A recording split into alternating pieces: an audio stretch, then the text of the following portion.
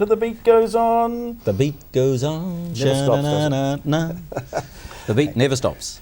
And the beat was still going on that night. I saw you at the Vintage Wine Festival on Waiheke 2 weeks ago, and I said, it's about good time to see you again. Yeah. Good to see you. Yeah. And here you are today, and we've just had a wonderful weekend, starting with Anzac weekend. This has been a very significant weekend because really it kicks off 5 years of commemorations really. The World War I started in July 1914, and so from July this year we will be commemorating over a 5-year period our involvement in World War I.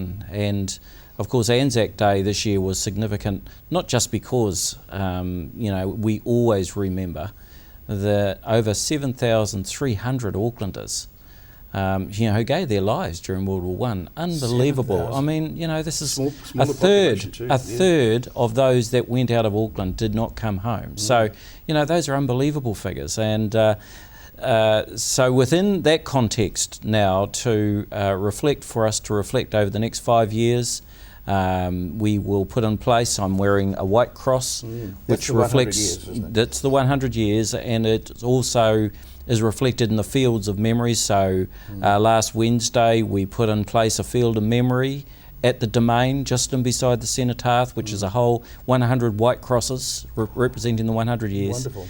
And on those white crosses are 100 people chosen randomly from the walls inside who did not come back. So this will be a very important time for our city and our nation over the next 5 years. The next big subject, as I said, the big E, the trains, the electric. Yes. You must have felt so proud. Oh wow! Look, I mean, how long have you been waiting for this day? Well, it's just not me. It's us. Yeah. It's us, of course, and it's not just our generation, but I mean, we first discussed electric trains for Auckland 90 years ago.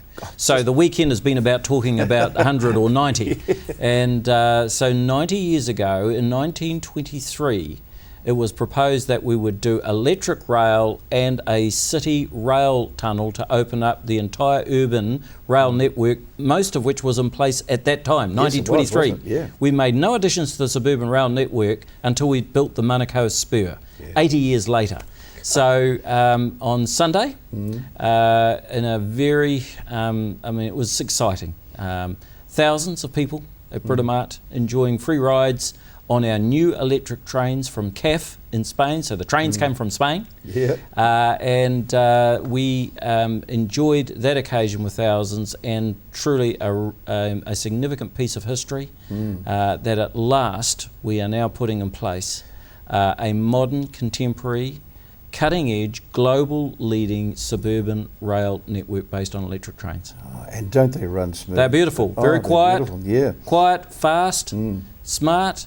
So the pace of them, I think, is most important. So for once we roll out the whole of the network, so this is important, Gerard, it's going to take us a year to roll out the whole network. We're getting a new train every 2 weeks, and so we will finish out the whole of the suburban rail network with 57 electric trains this time next year on the west.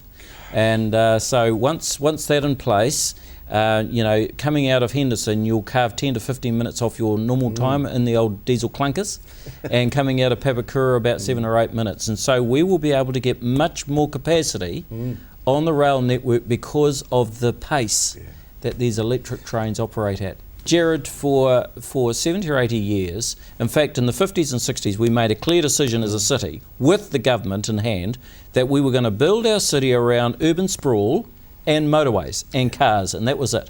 So we basically pulled up 78 kilometres of tram lines in 1 year, and we put the Harbour Bridge across in 59, basically sundered our ferry service and stopped investing in bus, and basically competed bus out of shape.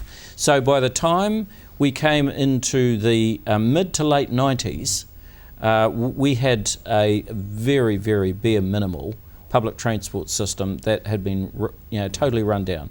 So really for the last 10, 15 years, and in particular over the last sort of 5 to 10 years, we have invested very seriously in a proper bus system, proper ferry system. We've got a new ferry coming on board in July, and now of course a proper rail system with yet the City Rail Link to come to make it fully operational to a point where we can go from the present 11 million transport movements per year on rail to 30 million once we got the city rail tunnel in place. At that point, then you've got a city that's operating with people having choices to get on the bus, rail, ferry, or walk or bike, or use their car, with all appropriately integrated.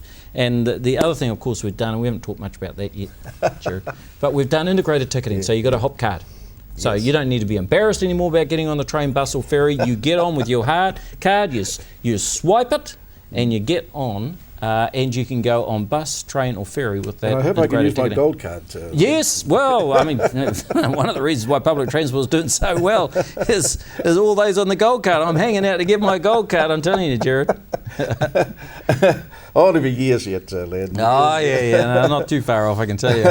It's coming up fast. No, well, look, I'm going to honour you, Len, by getting on that train. I'm going to give it a go. Oh, and you will love it. Yeah. It's very quiet. It's very modern experience. Give it 2 years. That I'm watching very carefully what's happening at Waterview. Alice Alice the Tunnel Boring Machine. Yeah, that's very exciting. And and that'll be great. And that's going to free a lot of the motorway up. So my whole focus and the focus of our council under what we call the Auckland Plan, which is a spatial plan for how we build the city and how we put transport that relates to the building of the city, is that you interconnect road, rail, ferry and bus. Exactly. And the plans for a rail link to the airport, where are we on that?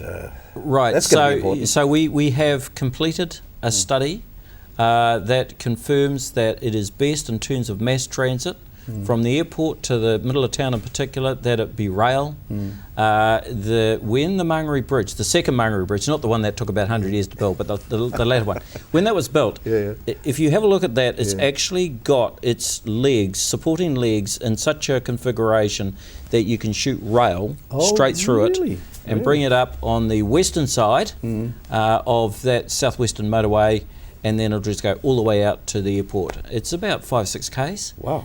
Being costed at around $600 or $700 million, so it's not cheap. And will be finished by if it goes ahead? Well, look, so we first. Oh yes, so this is all about Auckland really getting the bit between its teeth, and so my hope and expectation is that we would have that city rail link done 5 to 7 years.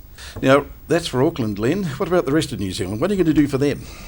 Well as we can. I'm just putting that in for the rest of our viewers that are watching. Look, I hope they're not thinking, oh, they're talking about Auckland again. Let's. Yeah. We do recognise that there is another part of New Zealand outside of Auckland, isn't there, Len? And so as the Mayor of Auckland, what is important for me to do, and what we as Aucklanders need to be mindful of, is the fact that our city is not only just a third of the population of New Zealand, but it generates about a third of the nation's GDP. So it is a great big economic powerhouse.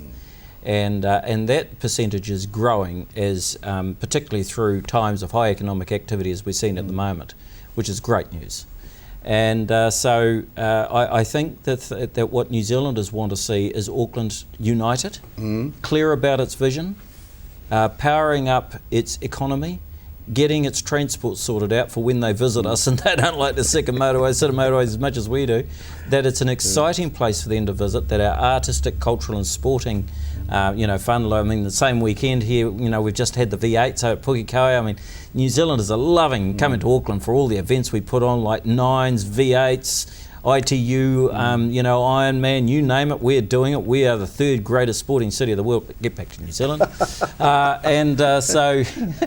So if we do our job right, and we create a great, vibrant and really strong economy, lift the educational standards of our young people to take the jobs that are now coming out of what is a high-tech economy, then New Zealand's doing well. And I think most New Zealanders note that. So I'm just firmly focused on us. What you're saying is, what's good for Auckland is good for New Zealand. Oh yeah, and look, in the end, it's the reason why Parliament decided that Auckland needed to become a super city.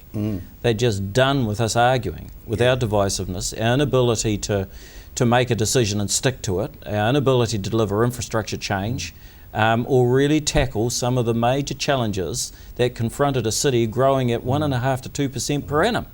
Fastest growing city in Australasia. We haven't got much time, but tell me, Len, that decision to make a super city was one of the best ones they made. It has worked. Time.